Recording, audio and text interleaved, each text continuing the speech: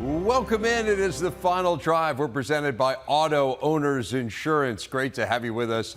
Dave Revson, Ashley Adamson, Marcel Reese. A ton to talk about, as you saw, but where better to start than the first ever Big Ten game in the LA Coliseum. Yeah, Miller Moss's first start at home in the Coliseum, coming off that emotional win against LSU on Sunday. It was a short week. You wondered how they would respond, and well, pretty well.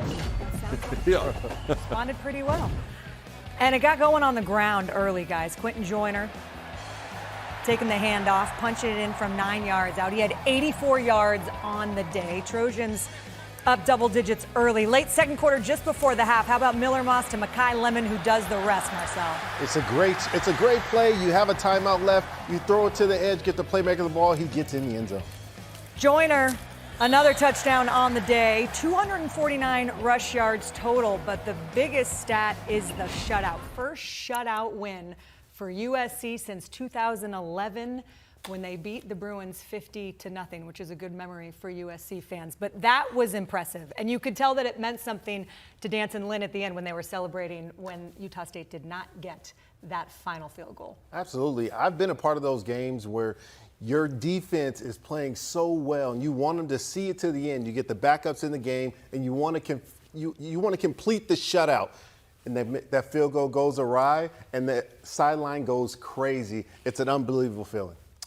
2 straight wins to start the year here for USC after losing 5 of their last 7 last year. Miller Moss really outstanding in this game. We'll talk about him in a moment, but let's hear from him first. He's with Rhett Lewis. Well, Miller, you thought about this moment, starting at quarterback for the USC Trojans, growing up in Southern California. Was it all it was cracked up to be? Yeah, absolutely. Just kind of walking around in warm-ups, it felt really surreal.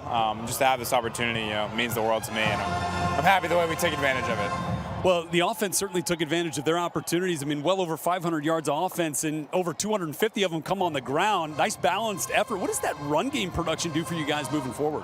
Yeah, I mean, I think it does a tremendous amount. Obviously, they had kind of a unique plan for us, and we felt like we were able to take advantage of it in a positive way. And if they weren't going to, get out of it, we're going to keep running the ball. And I think we did that at a high level. Miller, once you left the game, we got to see some of your other guys get some reps here tonight. You were always one of the first guys out there congratulating them, talking to them through these opportunities. What does it mean to you to be a leader on this program as QB1 here for the Trojans? Yeah, I mean, I know how that feels because that's been me, for a couple years. So, Caleb supported me when I was in there and I was in that role, and I really appreciated that. So if I can just pay that forward, I think that's positive. And I think, just us as a team, we did a good job of continuing to have energy on the sideline, continuing to support each other. What's the potential of this team feel like to you after 2 big wins to open this season? Yeah, I don't think we want to, get ahead of ourselves. Obviously, we have a bye week. It's important for us to, take care of our bodies, focus on recovery. We've obviously got a huge one coming up, so we're excited for that. Miller, thanks a bunch, man. Yes, congrats. Thank you. Appreciate it. That huge one is in Ann Arbor against Michigan. It'll be the first conference game as a member of the Big Ten for USC. How about Miller Moss? 979 passing yards through his first 3 starts as a Trojan, as the most for any USC quarterback this century. And they've had some pretty good quarterbacks this century. So what can we say about Miller Moss? Just been phenomenal. The thing about Miller Moss that impresses me the most is his maturity. You can tell these guys that have been in the college game for a long time, been in the same locker room, played behind some really good players. Obviously, the Heisman Trophy and Caleb Williams. He has the maturity and the leadership chops in order to lead this team, and it's really special to see. I'll tell you what, being a guy born and raised in LA, it takes a lot to excite and impress Los Angeles. This city is excited about this football team. You could feel the energy tonight in the Coliseum. There's no question. And I think Miller Moss is such a great story. He waited his turn. This is his 4th year in the program. I'm happy for him. So a lot of energy in LA on Saturday, a ton of energy in Lincoln, Nebraska as well. This is a game they had circled. Remember the number Colorado did on the Huskers last year in Boulder? Well, it was time to return the favor, and Nebraska did that in a big way. The defense was phenomenal. Tommy Hill picking off Shedeur Sanders there. It's 14-0. Dylan Raiola, when it's your day, Marcel. Listen, a guy stays with the ball, we'll take it any way we can get it. Ramir Johnson with the touchdown catch there as Nebraska wins. They end a 3-game skid against the Buffs. Telly Hughes getting the reaction. All right, thanks, Coach. Congratulations on a big win. It started with the defense, so dominant. How are they be able to be so physical and impose their will? Well, I think we have a bunch of really good players. You know, they played really well last year, and they're getting some help from the offense now this year, and they love to compete. You know, we went out there, they knew the great players that Colorado had, and they won the challenge. What did you learn about your team tonight? The moment wasn't too big for them. They were excited for it. They battled, and they competed for 60 minutes. Success breeds confidence. How do you guys build off this and continue this momentum? I think just, correct the things that, hey, real methodical, man. Just watch the tape. Hey, we're going to correct these things. These things are really good. Build off those and keep getting all of our players just a little bit better every day. And talk about handling the moment. What do you think about your young freshman quarterback play tonight? Oh, man, anytime you can protect the ball, manage the game, and then also be explosive, it's a really good thing. How much did this defense take it personal coming into this game? Everyone's talking about Shedeur Sanders and Travis Hunter and how fast they are, but you all came in and dominated from beginning to end. Correct. We seen a little interview of Jimmy Horn saying they got the best receiver core in the country. We have the best DB core in the country, so we ain't really worried about that. We just had to come out and show them. There's so much to like for Nebraska as they get to 2-0 for the first time since 2016. We'll talk about Dylan Raiola. He's going to be a story all year. But, man, this defense was amazing. 6 sacks, 10 tackles for loss. We saw the pick 6. They were good last year, but you could tell they really wanted to be laser focused on this game against Colorado for exactly the reasons we were saying. It was the Buffs players that were getting the hype coming in. Absolutely, and this defense was just dominant today. Nebraska is a team that is easy to be excited about and root for. They showed off their new toy in their freshman quarterback last week, and this week they showed off that dominant defense against all the hype. And like Matt Rhule said, this team was not afraid of the lights. The moment wasn't too big for them. First win over Colorado in 14 years. It has been a while since Nebraska fans got to celebrate one of these. And the question we had coming in was, would Dylan Raiola be ready for the moment? And it wasn't like he put the whole team on his back, but he played well enough, and the defense, to your point, did everything they needed. So moving forward, what do you know about Nebraska that you didn't know coming in? I think that they're a little more mature than we thought. They played well in the first week, and they managed those emotions in the second week and won a big game under the big lights. All right, they've got Northern Iowa on the Big Ten Network next week. Let's check out some more action. There was a big one tonight for the Illini, taking on number 19 Kansas. First sellout in Champaign since 2016. Late second quarter, Luke Altmaier dropping back, and how about this catch, Marcel Zakari? Who needs 2 hands? Woo! That would lead to a field goal, so the Illini down 4. Next drive, same score. Jalen Daniels, nope. Xavier Scott picks it off. It's a pick 6. That was his second interception of the first half, so the Illini up 3 at the break. Third quarter, Daniels trying to go deep, but how about Miles Scott with the interception? 4 takeaways for the Illini defense.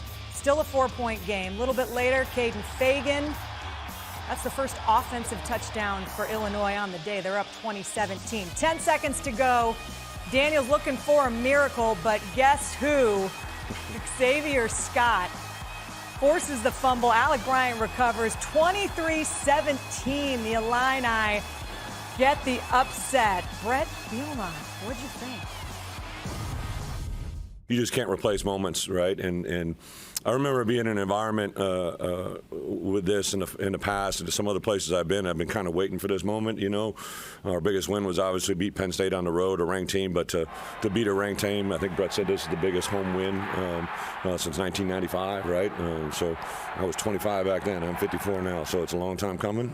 But we got to build on this now, right? Like, we got obviously a Central Michigan team that will come in here and play their hearts out. Got a homecoming crowd, a lot of really good things. One of our team goals this year is to remember the past but plan for the future, and hopefully we just did that tonight. It was the first win over a ranked team since 2019, and you could tell. I mean, that was an emotional win. This is a big win for Brett Bielema. What'd you learn about the Illini tonight? Well, I think you learn a lot about the Illini, and the Illini learn a lot about themselves. This is a resilient group. You have 4 lead changes in a game that you are not supposed to win against a very explosive Kansas football team, and your defense steps up, creates turnovers. They become opportunistic in times where they can, and you end up winning the game. That's a huge win. Now they have to just build off it next week. I just think it's huge for Illinois. I mean, to get that home sellout, to have the excitement surrounding the team, and to come through. I mean, you mentioned they haven't beaten a ranked team in several years. It's just their third win over a ranked team in the last 35 opportunities. And as you said, the first in 4 years, you see Brett Bielema celebrating with the fans there. So there just haven't been many moments, frankly, like this for the Fighting Illini. And now you look at the game against Central Michigan next week, and then those first two conference games at Nebraska on a Friday night, at Penn State. Those are two really good teams.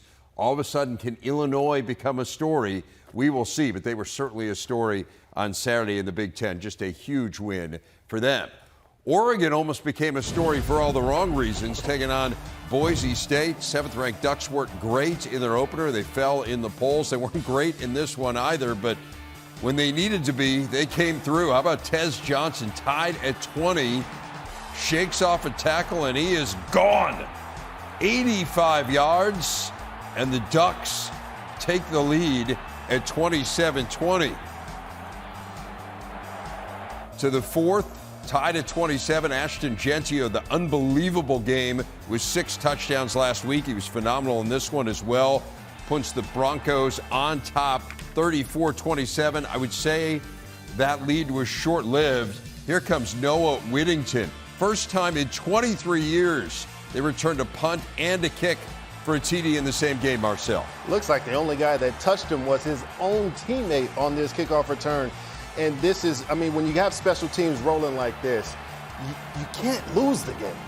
And they won it with the special teams. Atticus Sappington from 25 yards out, 37-34. Dan Lanning's team pulling it out. Not pretty, but they're 2-0. I have a sense of relief, because of the result, but again, try to focus on the process. And there's a lot of things that I think that we can go attack and fix. And there's certainly some things to fix, right? There's certainly some things to improve. I thought offensively we did a better job, in the second half of being able to move the ball. I think we really started off really slow. We got to figure out the cause of that and make sure that that doesn't become the case for us. But we'll figure that out, right? That's our job as coaches. That's our job as players, for every one of these guys to go to work.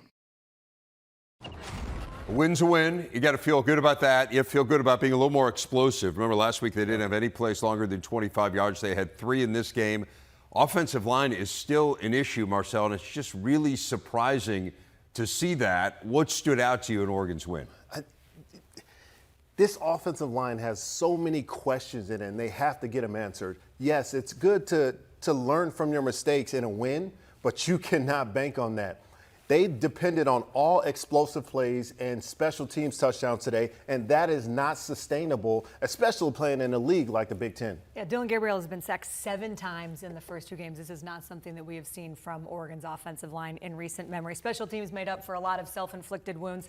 I got to give a hat tip, though. Ashton Gentio is the real deal. Yeah, he's really good. He's got Stay with the he had Doak Walker. Six really touchdowns good. week 1. He had 3 touchdowns tonight. This is Oregon's first win against Boise State ever. So it wasn't pretty, but Duck fans may be exhaling a little bit, but I know they're not happy. Yeah, no, sigh of relief. The sacks thing's incredible, right? I mean, 7 sacks they've given up already in 2 games. They gave up 5 all of last year. Yeah. So now they got some work to do. But again, you'd rather be working on those things when you're 2-0. Do you think the Beavs are going to be fired up to see him? Oh, next week? Undefeated. There's no doubt about that one. That'll be a big game. Looking forward to that one. Conference action in College Park, Michigan State and Maryland. Ty Felton off to a great start to the season. Nice concentration there, Marcel. Absolutely. Going all the way to the back pylon, that is the hardest catch to make in football. He has 330 receiving yards through 2 weeks. He's off to a good start. Second quarter, it's 14-7. Aiden Childs, Jerron Glover, 34-yard touchdown. Michigan State led at 17-14 at the break. Tied at 17, starting the fourth quarter. Billy Edwards, Dylan Wade, beautifully designed and executed, 28-yard touchdown. Maryland on top, 24-17. Aiden Childs has had a high variance so far. He'll make some mistakes. He threw 3 picks, but man, when he is good, he is phenomenal. Nick Marsh, the freshman, 8 receptions, 194 yards. Michigan State ties it at 24. Now Michigan State ball, and Childs was really good on this last drive. He hits Montori Foster for 13. to move the chains. And then Marsh for 11. Childs 24 of 39, 363 yards. And he sets up Jonathan Kim for the win. It is straight and true and through, and Michigan State wins it 27-24. Kylan Mills with the victorious Spartans. Coach, my goodness, a heck of a game. It wasn't easy, but your team somehow finds a way. What was the difference in this one today?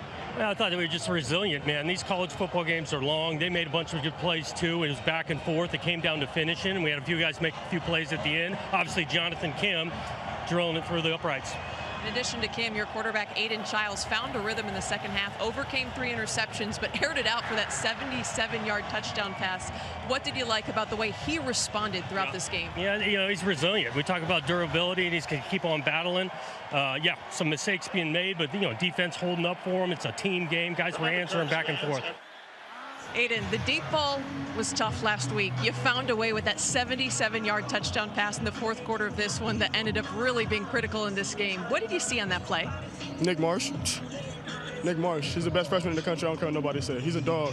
We got dogs all around the field. O-line protected it, and I can let the ball go. That's all I did. I got the ball to who I needed to get the ball to, and it worked out for the better. It's a solid strategy, no doubt. Offensively, they were dramatically better. They had 493 yards of offense. Remember, they only had 293 in the opener. It just felt like there was a lot more of a rhythm here for the Spartans. Absolutely. Dave, can I say this? You can say whatever you want. Whatever you want. The floor is yours. The connection of Aiden Childs and Nick Marsh, we have a few more years to watch this connection. These are two young men who are exciting, they are explosive, and the more chemistry that they build together, it's going to be really special to watch. Yeah, that was an early birthday present for Aiden Childs. He's turned 19 on Thursday. So, yes, they are very young.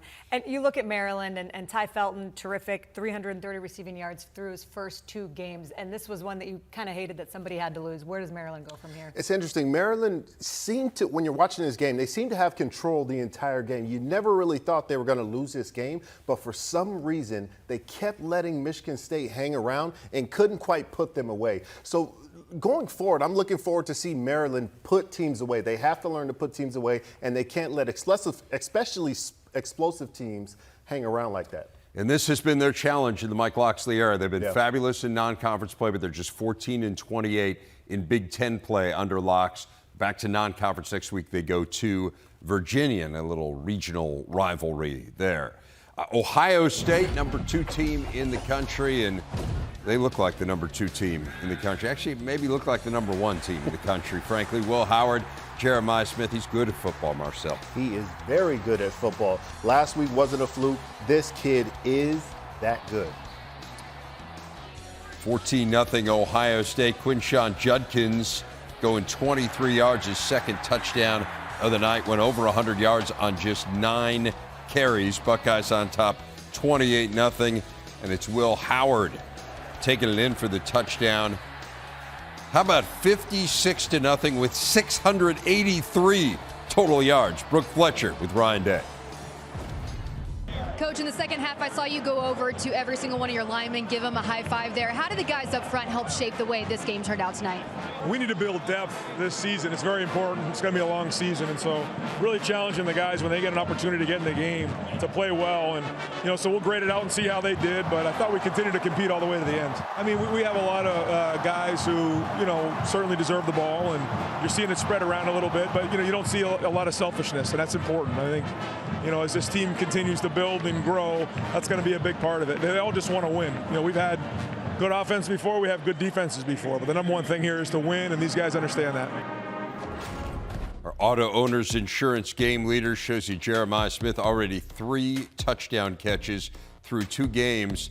He's got a pretty good chance to end up at the top of this list of really impressive names, the most receiving touchdowns by a true freshman all time at Ohio State. Chris Carter on top with 8. Smith needs 6 to pass him, and there is a lot of season left. And there was a lot to like from this Ohio State team on Saturday. How about a 584-yard differential? They held Western Michigan to 99 yards of total offense. Remember, Western Michigan was beating Wisconsin in the fourth quarter last week, and Wisconsin's pretty good. So this was not a pushover team. Ohio State totally dominated them. Both sides of the ball just fabulous. Western Michigan just got the bad end of the stick of realizing the difference between Ohio State and everyone else right now. They are just that good and playing that well right now. They're almost in mid-season form in week 2. Everyone's getting the ball. They're sharing the ball. I was interested, and I said this in the pregame, of seeing the run, the rushing tandem of Judkins and Henderson and how they played, and seeing them insert their dominance in the game. And they absolutely did that with 200-plus yards on the ground. Their goal was to start faster than they did last week against Akron. I would say mission accomplished there. So they've beat Akron and Western Michigan handily. They're off next week before they host Marshall in week 4. What do you really know? If you were going to nitpick one thing, you look at maybe they were 3 for 10 from third down. Is there anything as you look at the film or watching that game you'd say, I mean, you look at third down, but really I almost get the feeling that Ryan Day has this big whiteboard in his office, and he has a bunch of lists. He has a list there, and he's going check, check. Did we start fast? Check. Do we run the ball? Check. And he's going down this checklist, and you're looking forward to what's next. What is next, as we mentioned, is a bye week and then Marshall September 21st. What's next for us? Penn State. How about the Nittany Lions coming off that big feel-good win in Morgantown last week, and Bowling Green gave them all they could handle today. Third quarter, they were down 4 until Nick Singleton gets the 14-yard strike. That's their first lead of the game. Fourth quarter, how about Zakee Wheatley? Second pick in 2 minutes for the Nittany Lions, and they needed both of them. Very next play, they cash in, and it's that man again, Singleton. Singleton, man, he's been doing it every single time he gets the ball. Really patient run, finds an opening, hits the end zone. 2-0 heading into the bye week. 34-27 was the final. Here's James Franklin with some post-game thoughts. Ty Warren had a big game for us. Both running backs had a big games for us. And then I thought in the second half, we were able to calm down and get ahead of the sticks on defense. That was the issue in the first half. We were giving up too much on first down, creating manageable third down situations for most of the first half. And that was problematic. So obviously we got some work to do, but it's nice doing that work with a win. There's a ton of teams across the country that will be trying to make corrections after a loss, and we got to make a bunch of corrections after a win. And obviously, we got some work to do. There was so much excitement about Drew Aller and Andy Kotelnicki's offense after they beat West Virginia on the road last week. What did you make of what you saw from Penn State today? Because James Franklin's right. Look, we're going to clean up some stuff, and it's nice to do it after a win. But for Aller, 3 total touchdowns. He had that pick in the end zone. How do you assess him today? You know, I thought Aller was just fine. I think Penn State is where they want to be. If you're a Penn State fan, if you're a part of Penn State, this is not the time to panic. You are okay. They spent so much time during the offseason and early on in week 1 focusing on being more explosive. Well, you got that down. Now let's get back to being what you are and dominating people on the run game, controlling the clock, and add in the explosive plays with it. And dominating on defense as well. And they certainly didn't do that in the first half, and that's why they were behind at the break. They gave up 286 yards in that first half. They gave up 89 in the second. So when James Franklin was talking about the improved defensive performance, it really showed up. And again, Penn State gets the win. They head into the bye, and then they take on Kent State following that. Top 10 battle at the Big House. Number 3, Texas. Number 10, Michigan. First quarter, Quinn Ewers stepping up and throwing the strike there. Texas on top, 7-0, and they would roll in this one. Davis Warren had a tough day. Michigan had 3 turnovers in this game to none for the Longhorns. It's Ewers, the former Ohio State Buckeye, to Jaden Blue. This ends Michigan's 29-game regular season win streak, the longest in Big Ten history. 31-12 the final. Tough day for Sharon Moore and company. For us, it's a loss. You know, you haven't had one of these in a long time, so you definitely feel it. Our kids feel it. You know, they feel it more than anybody. So definitely feel bad for them and how they feel, but you can't finger point, and you find out who you are as a team when adversity strikes. And to watch our guys at the end fight, you know, the offense fight, go down and score, they easily could have just kicked it in, and our defense do the same thing. In the second half, they only allowed a touchdown, which we don't want, but they at least fought, you know, so that gives you some sign that there's resolve there. But now we got to put the things in peace, so in the first half, it doesn't go the way it did. I'll tell you what, Michigan fans are not used to the feeling that they had today. It's been almost 5 full calendar years since Michigan fans left the Big House after a loss. That was 2019 to Ohio State. They had a loss during COVID season, but it's been a minute since Michigan has lost at home, Marcel. So let's start with the defense, because I think that was the thing that maybe surprised people the most. It felt like the defense of Michigan always bailed out the offense when they weren't up to the task. What did you see? They just couldn't get off the field on 3rd down. Well, honestly, it's not just the defense. Football is the ultimate team sport. So the defense, as good as that defense is, you can't be sustaining that for the entire game. Your offense has to give you some relief. If not your offense, your special teams have to give you some relief. So the defense can't stay on the field the entire time. They have to work as a team and get that defense off the field sometimes. So what's the number one thing that you're working on if you're Sharon Moore this week? I think Sharon, everyone's going to be looking at Sharon Moore. The fan base, the fans, they have to be looking at Sharon Moore because Sharon Moore is facing adversity for the first time. All the adversity in the past 2 years wasn't his adversity. He was number 2. Right now, they're looking at him. How can he galvanize this team and input some confidence in this team and allow them to play Michigan football? Arkansas State next week, and then at home against USC, a huge game to open Big Ten play. But it was not the Wolverines' day, Dave. Wasn't Iowa's day either, although it unfolded differently than that one. First quarter scoreless, Caleb Johnson, another huge game, 187 rushing yards and 2 touchdowns. So 2 straight 100-yard games for him to start the season. Hawks up 13-0 at the break. Johnson for his second TD there. They went for 2. They missed it. Up 19-7. Seemed comfortable, but it wasn't. Very next possession, Rocco Beck up top. Jalen Noel goes 75 yards, and the Cyclones cut the deficit to 5. They're down 2. Kyle Conradi for the win from 54 yards. The Cyclones take back the Cyhawk as Kirk Ferentz's team falls to 1-1. The biggest thing right now for our football team, we've still got 12 weeks in front of us, 10 games, and you never want to lose a game, certainly, but the biggest thing is, like any time of the season, it's how you're going to respond to it. And it's important for our guys to understand. I think we have a good football team here. We have good leadership, good coaching staff. And, win, lose, or draw, you got to move forward and respond. So this one's going to hurt for a while, but we'll move forward and learn from it tomorrow and go back to work on Monday.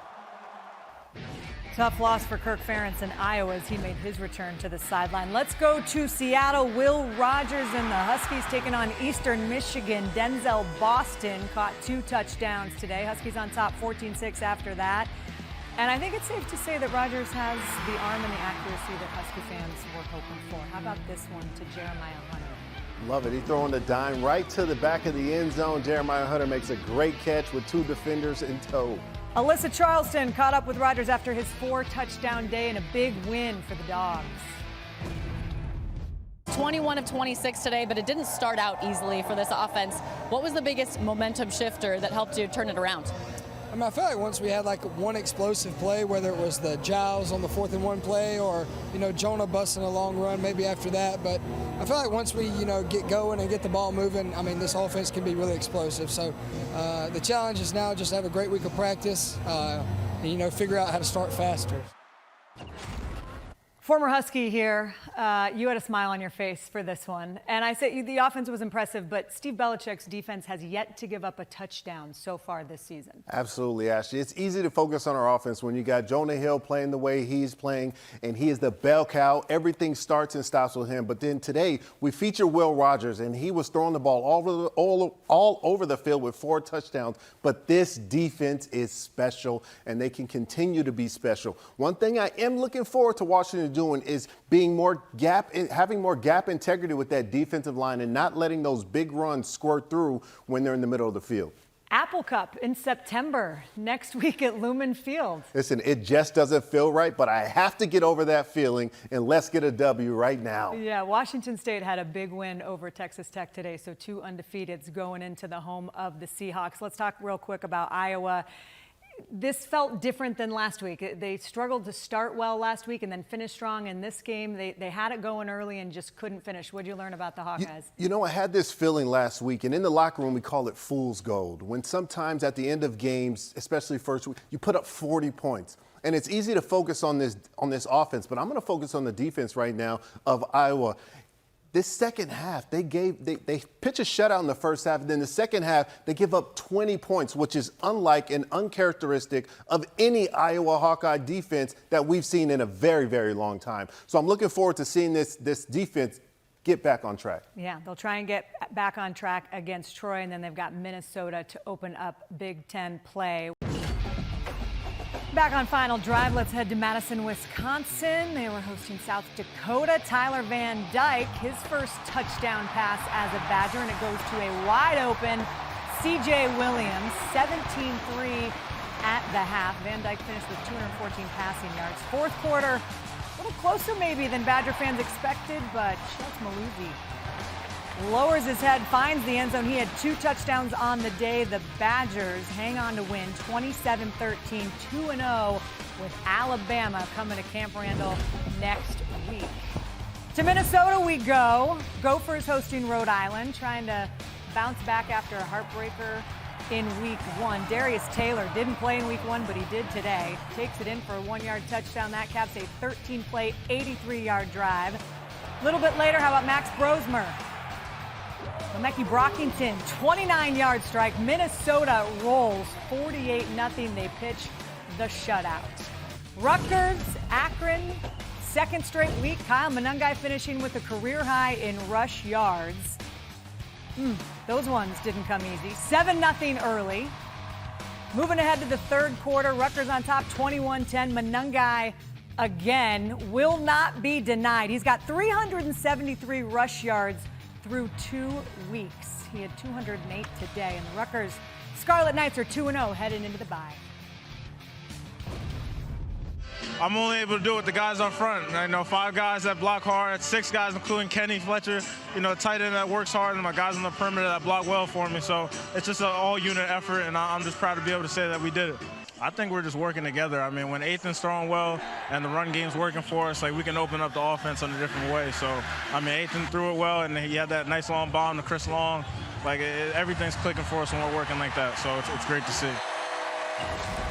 Certainly is great to see for Rutgers fans. Kyle Monangai continues to put up those amazing numbers, as Ashley said. First Rutgers running back over 200 yards in a game in a decade. This offense is really rolling, Marcel. Absolutely. We talk a lot about identity and when it comes to these college football teams, and it's fun to talk about a team that actually has one on the offensive side of the ball, which is Rutgers. They run the ball extremely well, efficient and explosive, and today it was good to see them throwing a little balance with some deep balls and then finish with Monangai again. He is just a staple for that team. First 2 games of the season, they score 40 or more points. That is the first time that has ever happened in the history of Rutgers football. And we're talking about a program that played the very first college football game ever. So we're going back to 1869. It's been a while, and Rutgers has never done this. For Minnesota, some history too. Second largest shutout win in 80 years. They kind of needed this after week 1. Really a dominant performance. Absolutely. It was really good to see Minnesota bounce back. They're the only Big Ten team to lose a game last week, and then they redeemed themselves this week, and they needed that. They put up 40 on offense and then get the shutout on defense. A really good win all the way around for this team. Forced 4 turnovers as well. A nice all-around performance for PJ Fleck's team. Ashley was talking about it for Wisconsin. The level of difficulty is going to ramp up ever so slightly from South Dakota to Alabama.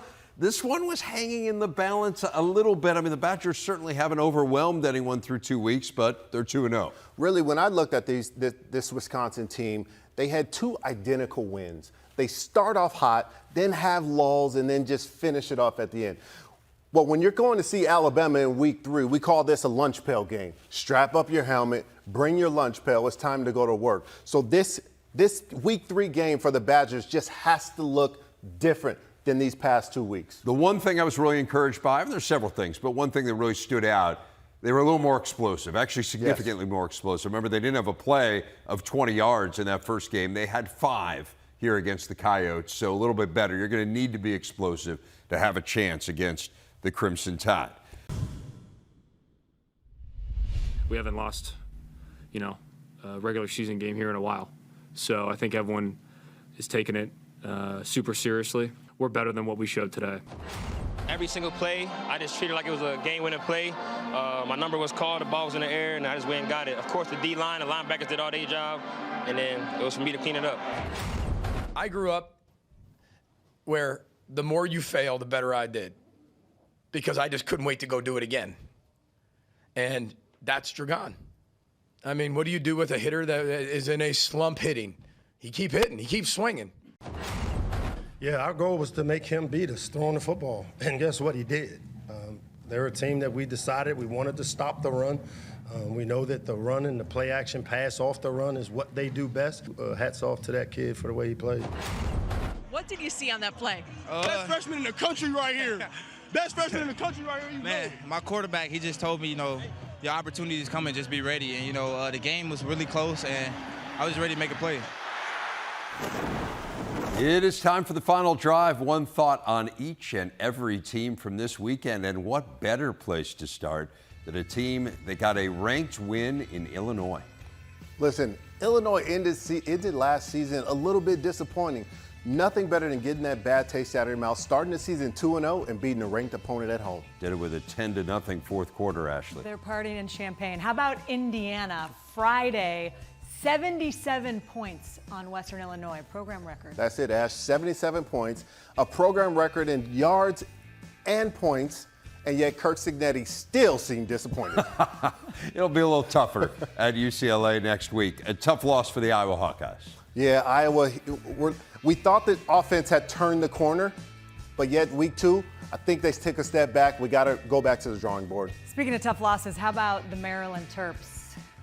Feels like they had control of the game, couldn't quite finish. Now they have to try and finish moving forward. They will at Virginia next week. Michigan just kind of never really felt like they were in it, frankly. Now, it still doesn't feel like they have an identity, still searching for that identity and searching to try and find it in week 3, then heading into a bye. You talked about Maryland. The flip side of that coin is Michigan State. Jonathan Smith, first win in the Big Ten. And to go on the road after what happened in week 1, I'd say they maybe made the biggest jump from week 1 to week 2. Resilient, composed group. Gonna have to deal with the highs and lows, but still winning. Team that was picked 16th in the Big Ten. Nice bounce back for the one team that lost in week 1 in Minnesota. Absolutely, 40-0. You did it in all phases of the game. Build on top of that. Biggest win under Matt Rule in Lincoln, Nebraska, taking down those Buffs today. What'd you make of that? Cornhuskers football is back, everybody. 2-0 for the first time since 2016. Northwestern had its chances on Friday, but fell short in double overtime. Just tough. But I look at it like this. You're looking at everything that went wrong, all the miscues, all the penalties, all the turnovers. They still had a chance to win, an opportunity to win in double overtime. They sure did. It seemed like everything sort of went wrong for Northwestern. Everything went right for Ohio State today. Absolutely. Listen, the Buckeyes are the standard right now. 50 straight wins for them against unranked teams. Narrow escape for the Ducks. Whew. Listen, they have to figure it out. They have more questions than answers right now, but yet they're trying to answer those questions after a win. Yeah, you could say the same about Penn State maybe. It was a little bit prettier against Bowling Green, but not as clean as James Franklin would have liked it, but still 2-0. Not pretty. I would say lean into you, Penn State, and do not panic. Lean into the bye as well and try to figure some of those things out. Rutgers, man, they are rolling. Absolutely. Rutgers knows who they are, and they are staying into that. Let's go, Monangai. I thought it was going to be football by candlelight tonight at the LA Coliseum. They finally got the Olympic torch going. They had some power issues, but USC rolled. They got it done. Without the power, the lights are shining bright in Hollywood.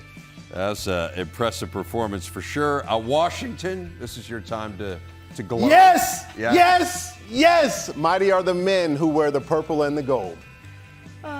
That's it? I thought you were going to save some of your time and go more. Okay. Looking forward to the Apple Cup next week. All right, last one. How about Wisconsin? Listen, Wisconsin, like I said earlier, strap them up, bring that lunch pail, and get a big win for the Big Ten. Badgers did figure out a way this week, but as we've been talking about, Alabama's coming to town. Saturday standouts lead us off, Marcel. Yes, Zachary Franklin of the Illini only had 2 catches, 28 yards in week 1, 9 catches, 99 yards in week 2, and 2 fantastic catches that will go anywhere in football. I struggled with this one, guys. I went back and forth and back and forth. I'm going with the Nebraska defense. Flying around today against Colorado. Shedeur Sanders just harassed all day. 6 sacks, 10 TFLs. Buffs had 16 rush yards at the end of the day. So hat tip to Tony White and the Huskers' first win over CU in 14 years. I am going with Nick Marsh, the outstanding freshman wide receiver for Michigan State. We mentioned his numbers, 8 receptions, 194 yards. This is the most receiving yards for a freshman in Michigan State history. Huge game for Marsh and a nice win for the Spartans. They are alone atop the Big Ten. Biggest takeaways from the day? I just feel like it was one of those weekends that we thought there was going to be so much around, okay, we've got 5 games against power opponents. What is the narrative going to be? They go 2-3. The Big Ten goes 2-3 against power teams. But with the 12-team playoff, everything feels different. A loss at this point in the season doesn't feel as catastrophic as it has in the past. Absolutely not. No one's season is over right now. Everyone's still fighting for something, and this league is extremely competitive. Thrilled for Illinois. Thrilled for Nebraska. Those are 2 huge wins for very different reasons. Yes. But both of those fan bases have to be really excited. And I am wowed by Ohio State. They are really something. They were good. Yeah, they're partying in Champaign and Lincoln, though, still right now. We have to stop meeting like this. And we will next week because there is no West Coast primetime game. How about that? I don't know. It'll be an early finish. I'm gonna We're stay. out of here. I'm going to stay. Thanks so much for watching. I don't want to be anywhere else.